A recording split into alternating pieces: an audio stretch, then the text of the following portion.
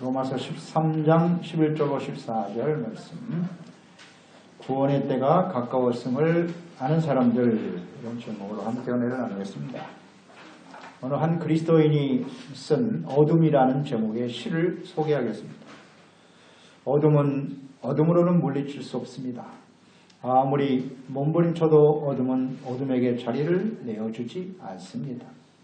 작은 빛일지라도 빛이 임하면 어둠은 소리 없이 물러갑니다. 그러나 모든 빛이 다 어둠을 몰아내는 것은 아닙니다. 사람이 만들어낸 유흥가의 휘황찬란한 빛은 어둠을 더 어둠되게 하는 고짓된 빛에 불과합니다. 그 빛 앞에서 어둠은 깊이 꼬리를 감추고 거짓된 빛을 즐길 뿐입니다. 아침이 되면 쏟아지는 빛살에 숨죽이고 떠오르는 태양 앞에 어둠은 물러가지만 그래도 정오일지라도 그림자로 숨어 어둠은 저녁이 되면 다시 살아납니다. 어둠 속에 살면서도 어둠의 포로가 되지 않으려면 마음의 어둠 가운데서도 꺼지지 않는 생명의 빛을 받아야 합니다. 세상과 사람들의 마음속에 있는 죄악의 어둠을 해결하는 길은 어둠의 원인을 분석하거나 제거하려고 애쓰는 것이 아니라 어둠 속에서도 빛으로 살게 하는 영혼의 빛, 생명의 빛 되시는 예수님을 받아들이고 빛이신 예수님과 함께 빛이 되어 살아가는 것입니다. 하나님의 은혜로 이 땅에 보내주신 하나님의 아들 예수 그리스도를 믿음으로 의롭다함을 얻은 성도들은 구원받은 이후에 어떻게 살아가야 하는가? 구원받은 그리스도인들이 마땅히 행해야 할 일은 무엇인가? 로마서 12장 이후에 말씀해 주고 있습니다. 우리의 몸을 하나님이 기뻐하시는 거룩한 삶 제물로 드려서 하나님이 받으시는 온전한 예배자로 주를 섬겨야 하는 것이고요. 이 악한 세대를 본받지 말고 마음을 새롭게 변화를 받으라고 그랬습니다. 그래서 하나님의 뜻을 잘 분별하는 것이 중요하며 또 각자에게 나누어 주신 은사가 무엇인가를 깨달아 그리스도의 몸된 교회를 바르게 세우는 일을 위해서 부지런함으로 성실함으로 열심으로 섬기고 봉사해야 되는 것이고 성도들 간에 신실한 사랑을 나누어야 한다고 그랬습니다. 또 우리에게 고통을 주고 박해를 주고 힘들게 하는 원수 같은 이웃들도 사랑해야 한다고 말씀하셨습니다. 이웃을 사랑하는 것이 곧 하나님을 사랑하는 것이며 율법의 완성이다 라고 말씀하셨습니다. 이어서 본문 말씀은 이때 이 시기를 잘 분별하고 그에 합당한 삶을 살아가는 지혜가 필요하다고 말씀합니다. 오늘날 이 시대는 죄악이 점점 어두워져가는 그런 시대에 살아가고 있죠. 예수님의 재림과 마지막 심판이 임박한 때이기 때문에 성도들은 잘 때가 아니라 깨어 있어야 한다라고 말씀하고 있고요. 이는 마태복음 25장 열 처녀의 비유를 통해서 예수님께서 가르쳐 주신 것과 같이 기름을 준비하지 못해 등불이 꺼짐으로써 신랑으로 오신 예수님을 영접하지 못하고 버려진 어리석은 저서 처녀들처럼 되지 말고 기름을 준비하여 끝까지 등불을 밝히다가 즉 빛된 삶을 살아가는 것이죠. 빛된 삶을 살다가 다시 오실 예수님을 맞이하는 슬기로운 다섯 처녀들과 같은 그리스도인들이 되어야 할 것입니다. 우리가 이 시대를, 이 마지막 때를 어떻게 살아가야 할까요? 그 첫째는 구원의 시기가 가까웠음을 알고 깨어 있어야 하는 것입니다.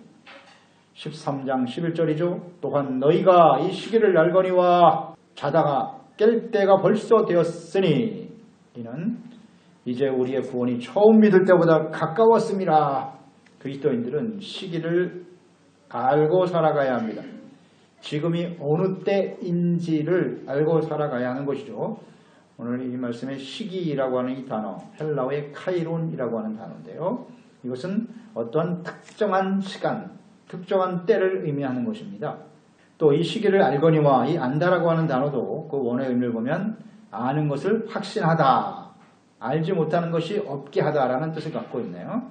그래서 그리스도인은 반드시 이 시기, 이 때가 어느 때인지를 알고 확신하고 살아가야 한다라는 것입니다. 지금 이 시기가 특별한 시기다 하는 것을 깨닫고 확신하며 살아가야 한다는 것이죠. 그리스도인들이 반드시 알고 확신해야 할 이 시기, 특별한 때는 무엇을 의미하는 것입니까? 구원이 처음 믿을 때보다 가까웠음이라 그랬습니다. 여기 구원이라고 하는 언어에 미래 시제로 기록되어 있어요. 우리 로마서 말씀을 통해서 깨닫는 것이죠. 성경 전체가 우리에게 가르쳐주고 있지만 이 구원이라고 하는 것이 과거 완료가 아닙니다. 예수 그리스도를 믿고 구원받았다. 그것으로 끝나는 것이 아니라 그 이유는 성화되어지는 거예요. 어떻게 그리스도인답게 하나님의 자녀답게 살아갈 것인가? 이 성화의 과정을 거쳐서 마지막 우리의 인생을 마감하라 예수님이 오셔서 우리가 주님 앞에 살아계신 하나님 앞에 영원한 하나님의 나라에 들어갈 때 이 구원은 완성되는 것이에요. 이 구원입니다.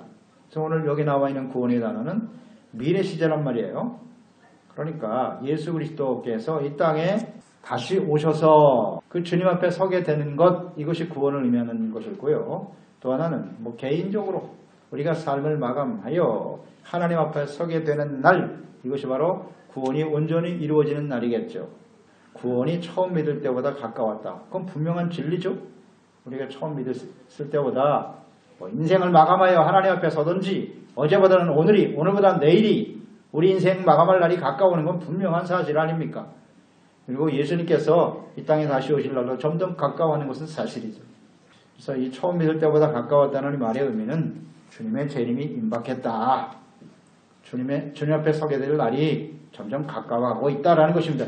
이 시기, 이 때를 잘 알아야 한다는 겁니다. 깨닫고 살아가야 한다는 것이죠. 예수님의 재림은 구원받은 이후에 하나님의 말씀에 복종해서 의롭고 경건하고 진실함으로 준비된 사람들에게는 구원을 온전히 이루는 날이 될 것이고, 예수님의 재림은 그러나 복음을 거부하고 세속화되고 믿음에서 떠나 죄와 사탄의 종로로 타며 살아가던 사람들은 심판의 날이 될 것입니다. 그러니까 이제 하나님께서 예수님을 보내사 추수하는 날이니까요. 알곡과 가라지가 갈라지는 날이에요. 알곡은 구원받아 하나님 앞에 서고 가라지는 버려지는 거죠. 심판입니다. 이것은 이제 하나님께서 그리스도를 통해서 다시 보내심을 통해 약속하신 것인데요. 개인적인 죽음을 통해서 혹은 주님의 재림을 통해서 우리 하나님을 직접 대면할 날이 점점 가까워 가고 있다는 것. 여러분 이것을 인식하고 살아가시나요? 그걸 느끼고 있나요? 깨닫고 있는가요? 그저 이 세상에서 무엇을 먹을까 입을까 마실까 이것만 매일 걱정하며 살아가는 인생은 아닌가요? 자다가 깰 때가 벌써 되었으니 그랬어요. 구원과 심판을 위해서 오실 예수 그리스도의 재림의 때가 가까웠다는 것을 아는 사람은 잠들 수 없다는 거예요. 지금 잘 때가 아니라 깨어 있을 때다 라고 말씀해주고 있죠. 이것은 예수님께서도 이미 말씀하셨어요. 예수께서 말씀하셨어요. 마태복음 13장 34절로 37절에 말씀합니다. 가령 사람이 집을 떠나 타국으로 갈 때에 그 종들에게 고난을 주어 각각 사물을 맡기며 문지기에게 깨어있으라 명함과 같으니 그러므로 깨어있으라. 집주인이 언제 올는지 혹 저물 때일는지 밤중일는지 타국을 때일는지 새벽일는지 너희가 알지 못함이라. 그러나 호련히 와서 너희가 자는 것을 보지 않도록 하라. 깨어있으라. 내가 너희에게 하는 이 말은 모든 사람들에게 하는 말이니라 하시니라. 예수님이 다시 오실 것을 비유로 말씀하신 거 아닙니까? 너희들이 잠들어 있는 것을 보지 않게 하라. 그럼 자지 말라라고 하는 것은 항상 잠자지 말고 깨어있으라는 뜻입니까? 무슨 뜻이에요? 잠들지 않게 하라는 의미는요. 잠든다라고 하는 의미라는 거겠죠. 영적으로 잠들어가는 것을 말하는 거예요. 말씀과 기도로 깨어있지 않는 것, 잠들어가는 것입니다. 잘 보세요. 또 인간적인 정욕과 거짓되고 세속된 쾌락과 편안함을 추구하는 삶. 이게 잠들어가는 거예요. 잠들어 있는 사람들. 또 그리스도인으로서의 사명, 자신에게 주어진 은사를 깨닫지 못하고 충성하지 않고 게으르고 나태한 것. 이게 잠들어가는 거예요. 또 하나님의 뜻에 대해서 무지하고 잘 몰라요. 무관심, 관심 없어요. 악한 길을 도모하고 죄인의 길을 따르고 있고 철저히 자기 중심적인 교만한 생활을 하는 것. 이게 잠자는 거예요. 또 썩어져 버릴 재물과 세상 영광과 성공에만 소망을 두고 그 안에서 만족하며 살아가려고 하는 생활, 이게 잠자는 거예요. 영원하지 않지 않습니까? 이 세상에 영원한 것이 어디 있어요? 썩어져 버릴 것만을 소망하면서 살아가는 사람들 잠자는 겁니다. 지금 이렇게 잠자고 있을 때가 아니라는 겁니다.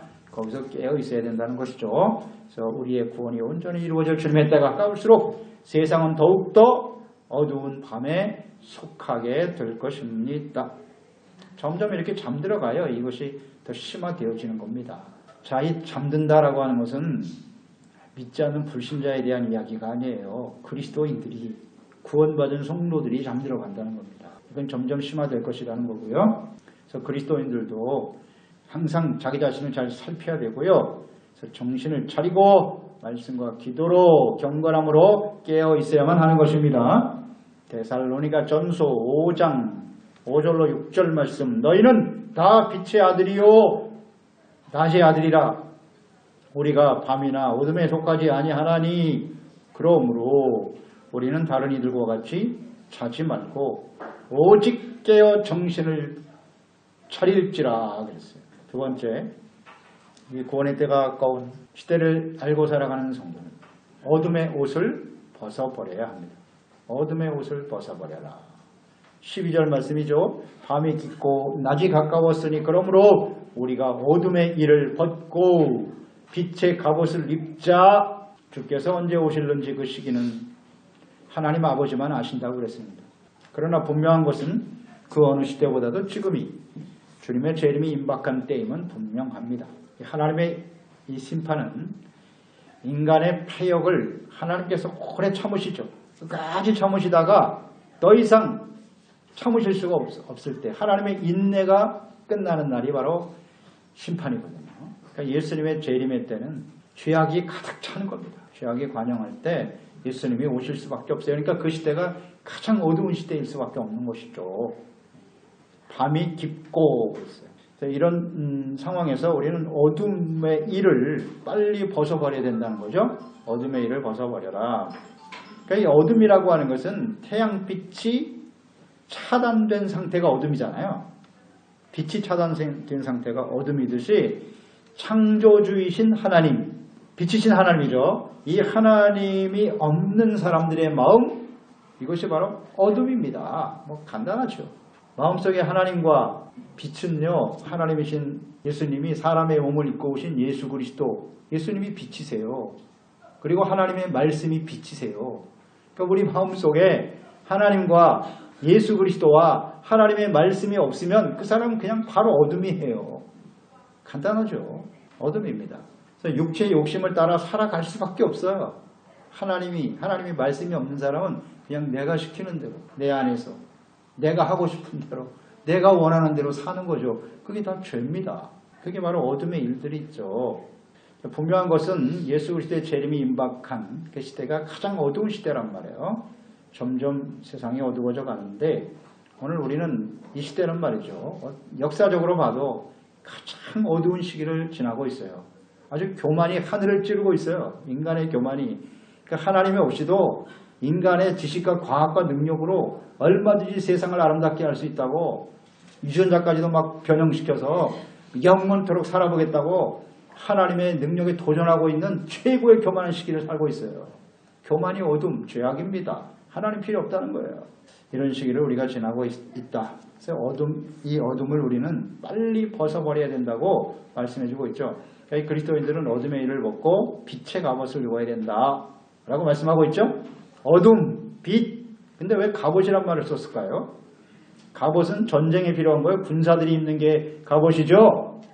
그러니까 어둠의 실체인 죄와 그 배후의 역사는 악한 원수 마귀와의 끊임없는 영적 싸움을 싸워야 할 사람들이 그리스도인들이에요. 이 마지막 때일수록 이 싸움은 더 심화되고 격화되고 있어요. 우는 사자와 같이 덤벼들고 있다고요. 그런데 빛의 갑옷을 입지 않으면요, 이 어둠을 이길 수가 없어요. 무참히 그냥 악한 영들에 의해서 짓밟혀버리는, 이것이 오늘날 시대의 모습이란 말이에요. 잘 알아야 돼요. 그래서 빛의 갑옷을 입고 싸우라는 거예요. 영적 싸움을 싸워 나갈 때 승리할 수 있는 것입니다. 그런데 먼저 어둠의 일을 벗어버려야 돼요. 벗어버리고 빛의 옷을 입자는 거죠. 벗어버려야 할 어둠의 일이 무엇입니까? 13절이잖아요. 낮과 같이 단정히 행하고 방탕술취함, 음란, 호색, 다툼, 시기 이걸 다 벗어. 이게 다 어둠의 일이라는 거예요. 이거 벗어버려라. 낮에 속한 빛의 자녀들은 단정히 행하는 것이다 그랬어요. 단정이라고 하는 헬라어가 유스케모노스라고 하는 말인데 이 단정이 적절하다, 명예롭다, 품위가 있다, 고결하다 이런 의미를 갖고 있어요. 단정하다는 뜻은. 따라서 그리스도인들은 언제나 정직하고 진리의 말씀을 좇아 늘 품위 있는 언행, 고결한 생활을 해야 하는 것이죠. 이것이 단정한 모습이에요. 하나님의 자녀, 그리스도 이름을 가지고 살아가기 때문에 하나님의 이름의 명예를 더럽히는 그런 언행은 삼가야 하는 것이죠. 어둠의 일을 단호하게 벗어버려야 된다. 단정하고 어둠은 벗어버려야 된다. 단정한 사람은 언제나 낮에 속한 사람. 사람은 대부분 다 밤에 흐트러지지 낮에는 단정한 것이 정상이죠. 어둠의 일은 뭐냐? 첫째, 방탕. 이 방탕이라고 하는 말은 향락을 추구하는 거예요. 흥청망청 먹고 마시고 즐기는 거. 이 방탕은 무절제, 절제할 줄 모르는 거예요. 절제가 없어요. 그러니까 억제되지 않는 쾌락과 방종, 원초적인 충동을 그냥 방임하는 거예요. 육체가 시키는 대로. 이게 바로 방탕입니다. 그러니까 육체의 정욕이 시키는 대로 절제되지 않는 행동. 그러니까 이런 방탕한 사람들은 삶의 목표가 없어요. 목표가 분명하지 않고 가치 기준이 분명하지 않고 그냥 되는 대로 사는 거야. 시키는 대로. 이게 방탕입니다. 무엇을 해야 하는지, 어떤 것이 나의 삶의 기준이 되어야 하는지 전혀 깨닫지 못해요. 그러니까 하나님의 말씀, 이것이 우리의 삶의 기준이 되고 또 그 말씀에 의해서 우리가 절제가 되고 다스려져야 되는 건데 이게 전혀 안 되는 거죠. 이게 방탕이에요. 두 번째는 술 취함이에요. 술 취함도 어둠입니다. 어둠. 술 취함의 단어의 의미는 감각 기능을 마비시키는 거예요. 그것이 술이 될 수도 있고 혹은 무슨 마약이나 이런 거 될 수 있고 음료도 있겠죠. 그러니까 먹어서 쾌락을 위해 취하는 상태예요. 술 취함. 이 모든 것을 포함하는다는데. 그러니까 육체적 쾌락, 흥분하는 기분을 원하고 술 취하게 되면 술 취하는 특징이 뭐예요? 도덕적인 자제력이 상실된다는 거죠. 통제가 안 돼요. 감정도 그렇고 생각이나 행동이 통제가 안 되죠. 술 취해져버려. 내 마음대로 안 되지 않습니까? 몸도 내 마음대로 잘 움직여지지 않죠. 이게 술 취함이란 말이에요. 그러니까 이로 인해서 결국 죄를 짓게 되는 거예요. 술 취함은 반드시 죄로 연결되어 있어요. 그러니까 예수님께서 이 마지막 심판이 일어날 이때 종말의 징조에 대해서 다음과 같이 말씀하셨어요. 누가복음 21장 33절 34절 천지는 없어지겠으나 마지막 때입니다. 내 말은 없어지지 아니하리라. 너희는 스스로 조심하라. 그렇지 않으면 방탕함과 술취함과 세상의 염려로 마음이 둔하여지고 뜻밖의 그날이 덫과 같이 너희에게 임하리라. 아멘. 여기서 너희는 누굽니까? 불신자입니까? 그리스도인들입니까? 그리스도인들이에요. 그리스도인들에게 주님의 그 마지막 재림의 날이, 심판의 날이 덫과 같이 임한다. 왜? 방탕함과 술취함. 스스로 조심하라 그랬는데 방탕과 술취함은 바로 연결이 되어 있어요. 연결이 되어 있습니다. 술취함, 술에 취하면서도 나는 하나님 잘 믿을 수 있다고요? 술취함과 방탕은 함께 따라다니는 거예요. 이것은 다 어둠의 일이기 때문에 반드시 벗어버려야 됩니다. 성경에 얼마든지 많이 예를 들 수 있어요. 예수님이 직접 하신 말씀이지 않습니까? 술취함과 방탕, 덫과 같이 임한데 그런 사람은요. 나는 아니라고요? 음란도 역시 어둠이죠. 음란이 가득한 세상 아닙니까? 모든 세대에 항상 타락의 원인이고 부패의 원인, 음란, 성적 부도덕이죠. 간음, 하나님께서 남자와 여자가 결혼하여 그 관계 속에 이루어지는 것 이외에는 다 간음이라고 하셨어요. 이건 분명하니까요. 그 다음 동성애, 이거 간음입니다. 성경이 간음이라고 하는데 아니라고 하면 안 되잖아요. 로마서 1장 26, 27 이 때문에 하나님께서 그들을 부끄러운 욕심에 내버려 두셨으니 곧 그들이 여자들도 순리대로 쓸 것을 바꾸어 영리로 쓰고 그와 같이 남자들도 순리로 여자 쓰기를 버리고 서로 향하여 음욕이 부릴 듯하매 남자와 남자가 더불어 부끄러운 일을 행하여 그들의 그릇 때문에 상당한 보응을 그들 자신이 받았느니라 말씀하고 있죠. 동성애, 남자와 여자가 그 원인이 뭐예요? 부끄러운 욕심. 또 음욕이 부릴 듯 일어나 이런 일을 행한다는 것 아닙니까? 소돔과 고모라가 동성애 때문에 망했어요. 잘 나타나 있죠. 사람들이 이건 뭐 사랑이라고 말하죠. 사랑이라. 그냥 사랑이 아니라 오늘 말씀 보세요. 부끄러운 욕심이고 음욕이라고 나와 있지 않습니까? 정욕이라고. 뭐 항의하죠. 뭐 동성 간의 사랑을 못하냐? 왜 못해요? 얼마든지 사랑할 수 있죠. 동성 간의 사랑, 그것을 우리 뭐라 그래요? 우정이라고 합니다. 우정. 이런 우정은 이성들과의 사랑보다 훨씬 뜨거울 수 있어요. 더 진실할 수 있어요. 그것을 하지 말라는 게 아니잖아요. 동성 간의 사랑, 성경에 나와 있는 다윗과 요나단 보세요. 생명보다 자기의 목숨보다 더 사랑했다. 얼마든지 사랑할 수 있어요. 동성 간에. 왜 못합니까? 문제는 이러한 순수한 우정의 사랑이 아니라 육체적인 쾌락과 만족을 위한 성적 대상으로 삼는 게 문제죠. 왜 이걸 구분을 못해? 남녀간의 결혼 이외에 다른 사람과의 관계도 마찬가지 다 사랑이라고 말하겠지 그걸. 그러나 그것은 불륜일 뿐이지 사랑은 아니잖아요. 욕심이죠 그게. 동성간에도 마찬가지예요. 그건 무슨 사랑이라고 말하지만 그것을 성적 대상으로 삼으면 그것은 정욕일 뿐이에요. 뭐 분명하죠. 이걸 자꾸 속이려고 한단 말이에요. 사람들이. 하나님께서 금하신 일이에요. 부끄러운 욕심과 쾌락을 위해서 비정상적인 이런 음란한 일을 발생하게 되니까 이것 때문에 일어난 병이 뭐냐면 에이즈 아닙니까? 에이즈. 에이즈병은 발생 원인이 성적 접촉이에요. 뭐 혈액을 통해서 전염될 수도 있어요. 그런데 요즘은 뭐 위생시설 또 피에 대한 검사가 너무 완벽하기 때문에 오늘 한국 발표해 보면 혈액을 통해서 에이즈가 전염되는 일은 제로 하나도 없다는 거예요. 다 성적 접촉을 통해서 걸리는 건데 이것은 대부분이 다 동성입니다. 그것 때문에 생기는 병이 에이즈라고 딱 나와 있어요. 하나님께서 심판하시는 거죠. 근데 이걸 자꾸 부인한단 말이에요. 아이 성소수자들을 보호해야 된다. 물론 사람은 불쌍히 여겨야죠. 불쌍히 여겨야 하지만 이것은 분명 사랑이라고 하고 뭐 결혼을 합법화하고 이게 만약에 공적으로 합리화되면 어떻게 돼? 이게 무슨 일이 벌어지는 거예요? 뭐 저출산이 아니라 무출산이 되는 거예요. 그냥 그런 사회가 된다고요. 미래가 없어지는 거예요. 이거 매우 심각한 문제라고요. 왜 하나님이 생육하고 번성하라고 하시는 하나님의 뜻을 저버리고 인간이 그것을 무슨 허용하는 것처럼 말합니까? 이게 마지막 때에 일어나는 아주 중요한 현상이에요. 아주 어둠이죠. 오늘날은 아주 심화되어 있죠. 그 다음 호색, 이것도 어둠입니다. 호색이라고 하는 것은 음란한 생각을 품고 실행하는 일이죠. 그러니까 모든 생각이 성적인 욕구로 가득 찬 상태예요. 그러니까 무슨 야한 외모나 의상 이것을 굉장히 좋아하고 음란한 책, 잡지, 뭐 야동 있죠. 야한 동영상, 영화 이걸 자꾸 심취하는 거예요.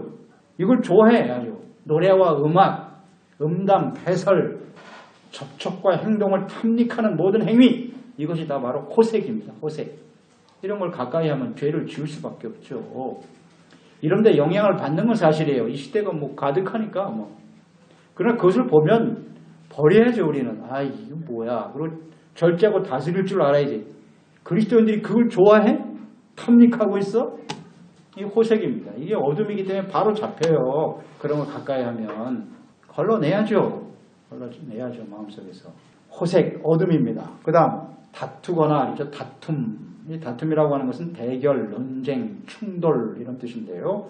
그러니까 사람들은 누구나 자신이 다른 사람들보다 좀 더 성공하고 인정받고 더 많은 것을 소유하고 싶어하는 욕망이 있어요. 그러니까 이것을 이루기 위해서 다른 사람들을 모함하고 비난하고 무시하고 대적하고 싸우는 거예요.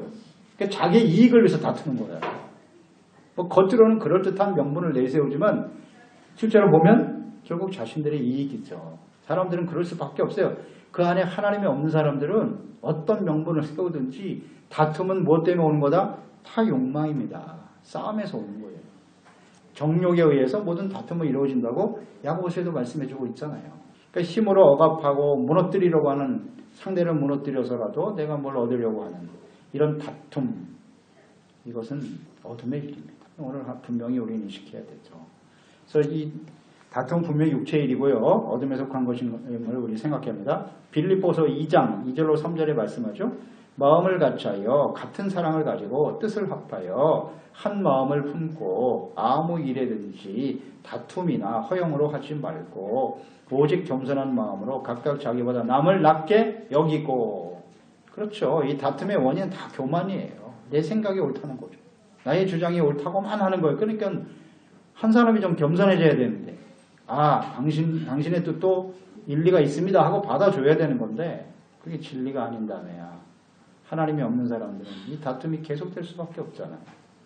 교만이 걸려있고 정욕이 걸려있거든요. 이 교만과 정욕은 죄악의 뿌리죠. 그러니까 어둠인 거예요. 이게 다툼은 어떤 것으로도 정당화될 수 없어요. 정당화될 수 없습니다. 분명히 이 육체의 일, 어둠의 일이라고 말씀해주고 있으니까요. 시샘하는 거죠. 시샘하는 것. 질투하는 것. 남이 가지고 있는 것. 끊임없이 시기 질투하는 것. 그러니까 다른 사람이 내가 없는 거 가지고 있으면 참 귀하게 여겨주고 내가 못하는 거 다른 사람이 해주면 그걸 축하해주고 기뻐해줘야 되는데 계속 비난하고 깎아내리고 폄하하고 이렇게 시기죠. 이게 뭐다? 어둠입니다. 그러니까 분쟁, 다툼과 시기는 갈라디아서 5장 19절 21절 이하에 이것은 육체의 일이며 하나님의 나라를 결코 유혹으로 받을 수 없다. 이렇게 돼 있어요. 성령의 열매 이외에 다른 것은 다 육체입니다. 복잡하지 않아요. 그러니까 이 어둠을 우리는 빨리 벗어버려야 되죠. 벗어버리라는 것은 회개하라는 거지 않습니까?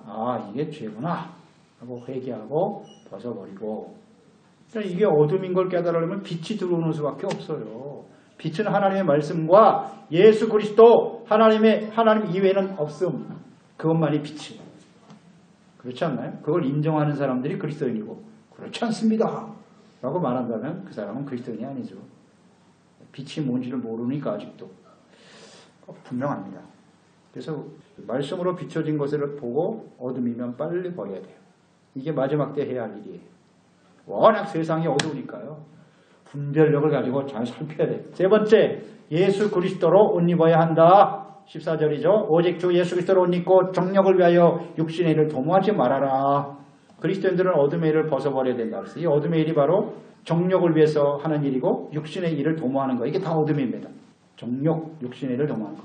이것을 벗어버려야 하고 더 나아가서 빛의 갑옷. 이것을 우리가 입어야 된다. 이게 빛의 갑옷은 이퀄 예수 그리스도의 옷. 같은 의미예요. 예수님이 빛이시니까. 먼저 빛의 갑옷은 무엇인가? 빛의 갑옷. 이것은 빛의 열매잖아요. 빛의 열매. 빛으로 살아가는 삶의 모습이겠죠. 구체적으로. 에베소서 5장 8절로 9절 너희가 전에는 어둠이더니 이제는 주 안에서 빛이라. 빛의 자녀들처럼 행하라. 빛의 열매는 모든 착함과 의로움과 진실함에 있느니라. 아멘. 그리스도인들은 이제 어둠에서 벗어난 사람들이에요. 빛이신 주님과 함께 살아가기 때문에 그 마음이 진실할 수밖에 없고요. 착함, 선함 아시죠? 착함은 선한 일이에요. 의, 겸손, 공율 이런 것이잖아요. 진실함, 거짓이 없어요. 진실함으로 주를 섬기는 것이 맞습니다. 이게 빛이죠. 빛이신 주님을 닮아가는 것이니까요. 그러니까 빛의 갑옷은 아까 말씀드린 대로 갑옷이에요. 이 어둠과 싸워야 된다는 뜻이에요. 싸워서 우리 자신을 지키고 승리해야 하기 때문에 빛이신 주님 말씀 앞에서 이 빛된 삶을 살아가는 일에 힘써야 된다는 뜻이겠죠. 또 그리스도인들은 예수 그리스도로 옷 입어야 된다 그랬어요. 예수님의 옷. 예수님의 옷을 입는다고 하는 것은 이런 거겠죠. 그리스도를 닮아가는 삶. 예수께서 사셨던 삶을 그대로 본받는 것. 그런 뜻이겠죠. 골로새서 3장 10절에 보면 새 사람을 입었으니 이는 자기를 창조하신 이의 형상을 따라 지식에까지 새롭게 하심을 입은 자니라. 아멘.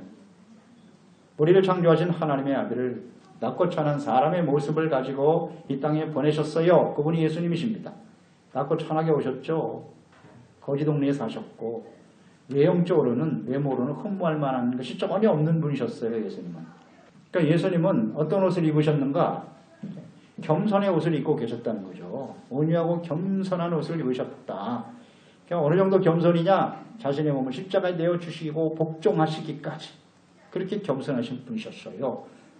반면에 그 당시에 예수님을 십자가에 못 박았던 바리새인들, 대제사장들, 가장 믿음이 좋다고 말했던 그들은 어떤 옷을 입고 있었어요? 위상과 교만, 이것을 옷 입고 있었죠.